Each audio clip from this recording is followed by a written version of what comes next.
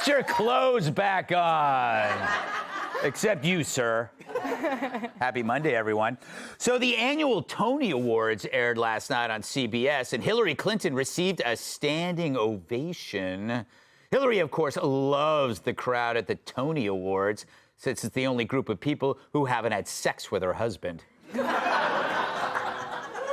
Largely a homosexual group, Charlie.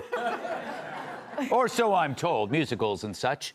President Biden appeared to freeze up for a few seconds at the end of a Hollywood fundraiser before being led off stage by Barack Obama, or as Joe kept calling him, Denzel. At the same event, the president posted this photo featuring George Clooney, Julia Roberts, and Obama. Julia Roberts hasn't been this involved in bringing dead people back to life since Flatliners. It's one of her earlier films. I suggest you rent it. But check out this photo. I mean, Hollywood is so far up Biden's ass. Which reminds me, where is Clooney's hand?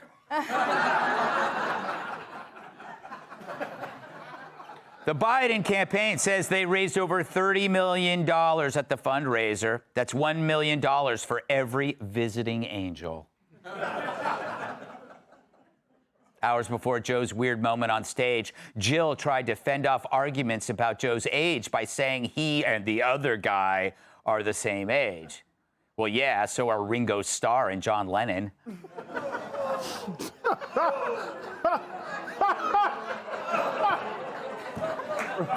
Ringo finally won one. Yes. Oh. Over the weekend, Chuck Schumer posted a photo in front of a grill where it appeared he'd put cheese on a raw burger. In his continuing effort to appear human, next week he'll take a in the sink.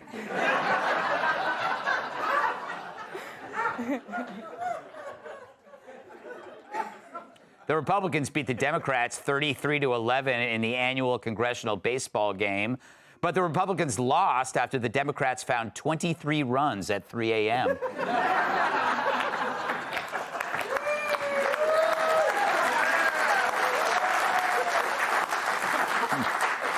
The House of Representatives has passed a bill that would automatically register young men between 18 and 26 for the draft. The bill doesn't mention women, which makes me wonder, where are all the feminists who demand equal rights? Guess they were getting their nails done. A sexist would say. All right, according to Axios, a quarter of Americans hold unfavorable views of both President Biden and Trump, which is more, quote, double haters than in any of the last 10 elections. So that made me think, and I love thinking. On one side, there's hatred toward Trump. On the other, it's an optimism for Trump's return because Biden is a disaster. Rome is burning, and all Joe smells is burnt toast. So as the election approaches, the goal of this monologue is to help those on the fence make a decision when both sides think the other side is nuts. How can both sides be true? It's a common pattern in politics. If you've been a spectator in this world for a while, you can see how they are mirrors of each other. The intensity of dislike is equal. I can only compare it to the way me and Kilmeade feel about each other. Except I don't have crabs. But what? He has a sea farm where he raises them. It takes his mind off the herpes. But it seems the intensity of criticisms about Biden's cognition is equal to the intensity of criticism about Trump's unstable demeanor. They're as interchangeable as Chris Cuomo and a bag of stale farts. But each side feels as strongly as the other. How can that be? Is the other side stupid and you're smart? Is one in a cult and the other enlightened enough to see that cult for what it is? How do you know if you're on the wrong side, aside from agreeing with Joy Behar?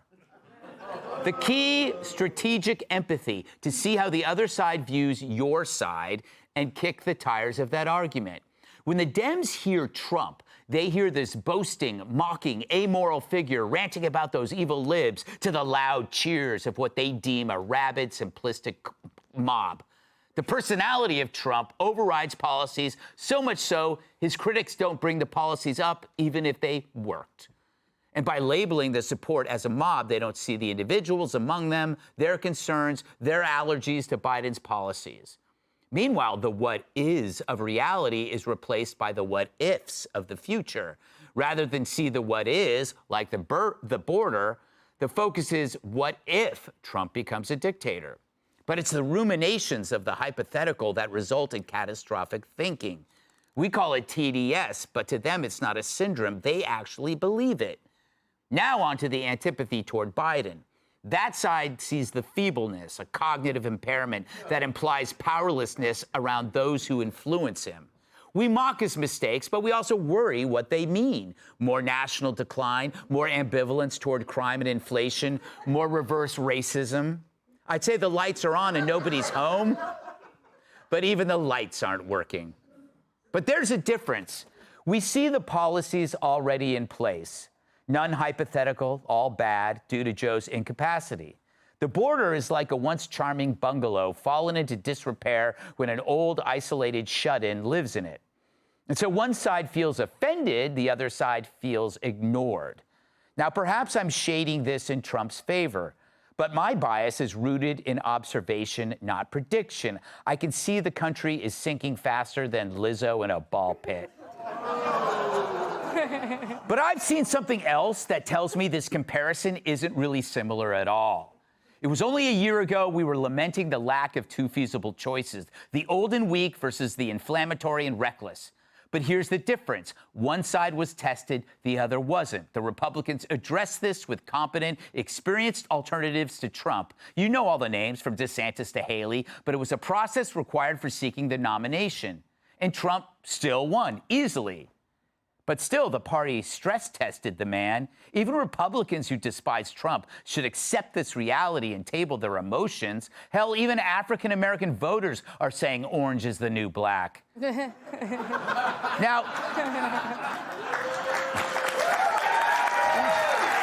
all right. Now, the Dems, they did no such thing, even though it was their job, given they had eyes and ears to see and hear their candidate implode. They didn't do the work. Their primary was as closed as Joe's eyes during an intel briefing. They formed a wall around him that an illegal with a trampoline couldn't get over, protecting his candidacy even as we saw him decay in real time. And now they want us to believe he will make it another 4 years. How about another 4 minutes? They have meetings on how they're going to walk him to his helicopter. So when you look at two candidates, ask which party bothered to challenge each one. Which party took the responsibility to address concerns of voters? For some reason, the Dems didn't. They knew if they kicked the tires, they'd total the whole car. Let's welcome tonight's guest. His laugh is so infectious, Andrew Cuomo tried to put him in a nursing home. Fox News contributor Charlie Hurt. As a former Miss Universe judge, her talent is pretending to look interested. The Zone boxing reporter Emily Austin. He's got the face of a schoolboy in his crawl space. Host of the Guy Benson Show, Guy Benson. And he needs a NASCAR pit crew to tie his shoes. New York Times bestselling author, comedian, and former NWA World Champion.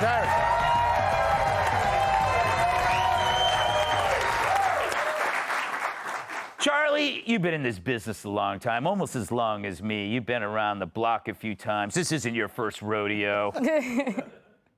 All right, I'm done. No, you know, you can see how the rage on both sides is equal. But there's something, I mean, and each side, we think the Biden fans are delusional. They think that the Trump fans are delusional. What difference do you see? So, I mean, I would offer a public service announcement, much like your strategic empathy, which I think is certainly as a reporter, you have to do that. But I would tell people, you know, if you hate both of them, then just look at the issues.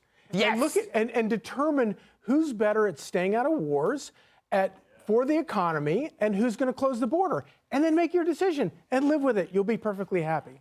No, that's a great, yeah. But if you are stricken by TDS, you're the emotional burden of that sunk cost keeps you from looking at the issues. Yeah, no, it definitely does. But I do think that there are, I'm struck by how many people I feel like are coming out of the cult. Yeah. They've just been exhausted. The dopamine button has been hit too many times, and they're coming out. But I also think that another built-in advantage for Trump on that score is that a lot of people who vote for Trump don't like him. Mm-hmm. All the lies of the media was that, oh, Joe Biden's this great guy and all this kind of stuff. People are finding out that not only is he really not that great of a guy, but he is absolutely horrifying on all the issues. Yeah. So again, vote on the issues. Yeah, it's like, you know, he's a nice guy, but he's bad at his job. He's an asshole and bad at his job. Emily, what say you? You know, when I speak to people about who they're voting for, everyone's referring to this election as the lesser of two evils election. But when you ask them, okay, who do you want to run and see win? They usually don't have a good answer unless you ask Bill Maher, and he'll be like, oh, Gavin Newsom, which I'll never understand. But at this point, I feel like people, similar to what you said, need to differentiate their personal grudges with Trump and come down to the policies, because too many people are saying, well, Trump is not a good guy. We've had now 4 years of Trump in office. We've had 4 years of Biden. And the choice is clear. And if you think that there's another choice besides voting for Trump, you must live in an alternate reality that I'm very jealous of, and I'd love to know where that is. I think it's Florida. You know, it's a good guy. I almost called you Gavin because she said Gavin. Starts with a G. Emily made a good point. It's very rare in life that you get a four-year comparison and you get to put them up against each other and pick. And if you didn't know who the guys were, you'd have to pick Trump. I like how you almost called me Gavin Newsom's name, and I'm more offended by that than the intro where you suggested that I killed a child. I never suggested such a thing. I said that you had a crawl space, and you had the face of a schoolboy. A schoolboy. Yeah, but you were in the crawl space, so your face was in the crawl space. No. You suggested I murdered a kid. To which I say, prove it. So, to make a serious point for a second about the double haters, because we're talking about 25%, at least for now, of the electorate who will tell pollsters they dislike both of these two men. And it's actually, I'm obsessed with this group of people because they will decide the election. Yeah. Because if you look in 2016 and 2020, the numbers were lower, but they were still substantial. Trump won them in 2016, and he won the election. Biden won them easily in 2020, and he won the election. So far in 2024, the polls are showing it's roughly split or Trump is leading. So if Trump has enough people take the Charlie Hurt approach that he just described, he will be president. What do you say to the double haters, Tyrus? You have very good advice for people to cut through the BS. Get a life. You sit around saying you hate somebody you don't know. Think about that. Like it's this narcissistic virtue signaling of, I'm so conflicted because of my personal hate from President Trump. Yeah, what happened?